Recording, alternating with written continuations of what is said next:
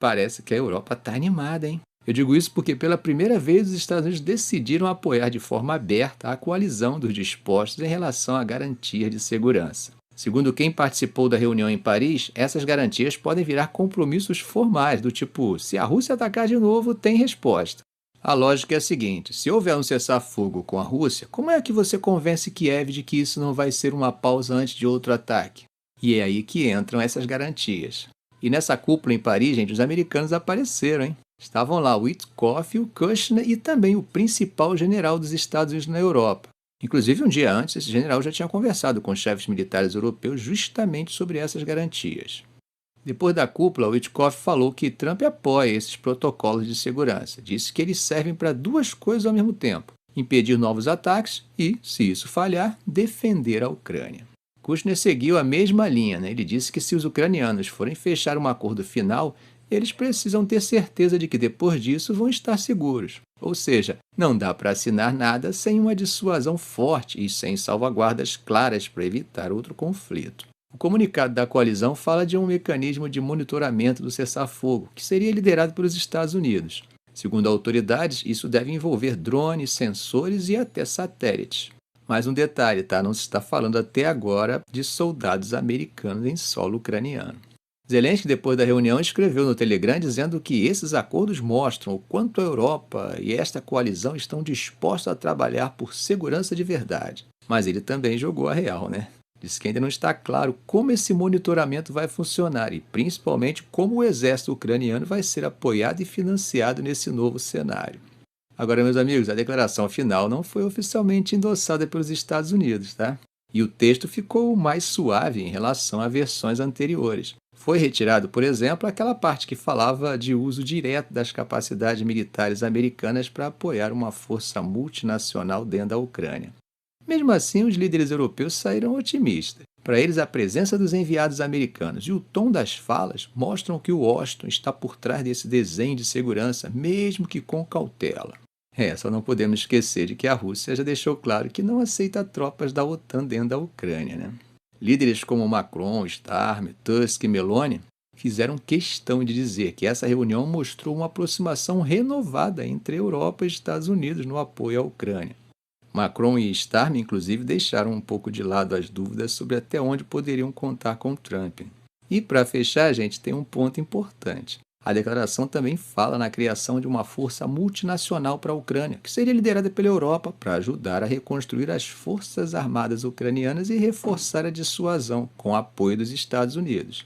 França e Reino Unido já assinaram uma declaração de intenções para enviar forças assim que um cessar-fogo for alcançado. Macron falou até em milhares de soldados franceses, e Starmer disse que isso abriria caminho legal para as forças britânicas, francesas e parceiras operarem em solo ucraniano, protegendo céus, mares e ajudando a reorganizar o exército da Ucrânia. Meus amigos, tem gente rindo à toa com essa desgraça toda pelo mundo, hein? E o riso é por causa da conta bancária. Eu digo isso porque os Estados Unidos decidiram aumentar muito a produção dos mísseis interceptadores dos sistemas Patriot. Eu digo muito mesmo, tá, gente? A ideia é mais que triplicar o número de mísseis fabricados por ano. Bom, hoje os Estados Unidos produzem algo perto de 600 interceptadores por ano. Com esse novo acordo, a meta é chegar perto de 2.000 por ano. Claro que a guerra da Ucrânia puxou essa demanda, né? A Ucrânia opera hoje até 10 sistemas Patriot e depende desses mísseis para defender cidades, usinas e infraestrutura crítica. Sem interceptador, o sistema simplesmente não funciona. O míssil que está no centro disso tudo é o PAC-3 MSE, a versão mais moderna do Patriot. Esse é o interceptador feito para ameaça pesada. Ele funciona no esquema hit to kill, ou seja, não explode perto, ele bate direto no alvo. E é por isso que ele consegue lidar com mísseis muito rápidos, como o Iskander e o Kinzhal e até sistemas mais novos. O alcance dele é menor que o de versões antigas, algo entre 35 e 50 km, mas ele sobe mais alto e manobra melhor. Esse aumento de produção vem de um novo acordo de 7 anos com a Lockheed Martin. A lógica é simples, o governo garante que vai comprar por muitos anos e a empresa investe para produzir mais rápido e em maior quantidade. Hoje os estoques americanos estão bem pressionados, né? Muitos interceptadores foram usados no Oriente Médio e há estimativas de que os Estados Unidos não tenham nem um quarto do que o próprio Pentágono considera necessário. Isso foi tão sério, não sei se vocês lembram, no ano passado o governo chegou a congelar temporariamente envios para a Ucrânia. Isso porque faltava míssil.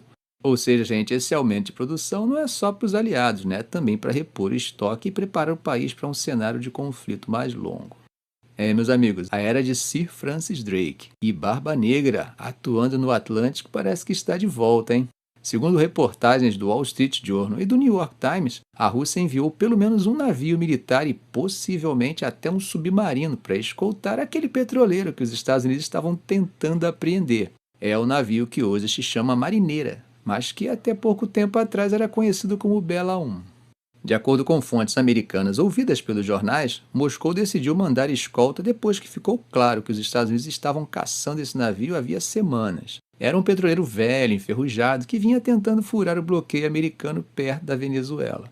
Os Estados Unidos já haviam seguido esse navio desde dezembro. Em determinado momento, no Caribe, a guarda costeira até interceptou o petroleiro quando ele estava a caminho da Venezuela, depois de sair do Irã para carregar petróleo. Segundo Washington, o navio estava navegando com bandeira falsa e por isso existia um mandado de apreensão. Na época, eu cheguei a comentar aqui, a tripulação se recusou a permitir a abordagem, mudou o nome do navio, adotou a bandeira russa e, para não deixar dúvida, ainda pintou a bandeira no casco. Pouco depois disso, segundo as reportagens, Moscou entrou em contato com Washington por canais diplomáticos pedindo que a perseguição fosse interrompida. Mesmo assim, os Estados Unidos continuaram pressionando. Esse caso, gente, entra naquele esforço americano de apertar o cerco contra a chamada Frota Fantasma, né, que é esse conjunto de petroleiros antigos usados para burlar sanções internacionais. Em dezembro, por exemplo, os americanos já tinham apreendido outro navio, o de Skipper, na costa da Venezuela, depois que a Guiana disse que a bandeira usada era falsa, uma prática que é comum desse tipo de frota. O Marineira já está sob sanções dos Estados Unidos por suspeita de transportar petróleo iraniano do mercado ilegal ligado à organização que Washington classifica como T. Mas antes de terminar o vídeo, temos a atualização. E os Estados Unidos informaram que apreenderam o navio. Quem realizou a abordagem foi a Guarda Costeira depois de quase 2 semanas de perseguição. E segundo os próprios americanos, quando finalmente subiram a bordo, não houve resistência, ninguém reagiu, nada disso. A tripulação permaneceu quieta.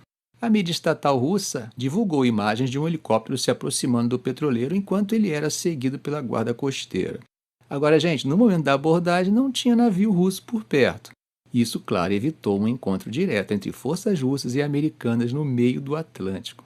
Moscou, por enquanto, não comentou diretamente a apreensão, mas o Ministério das Relações Exteriores da Rússia disse à agência TASS que o navio operava dentro do direito marítimo internacional e reclamou que os Estados Unidos e a OTAN estariam dando atenção demais a um navio que, segundo eles, teria um status pacífico.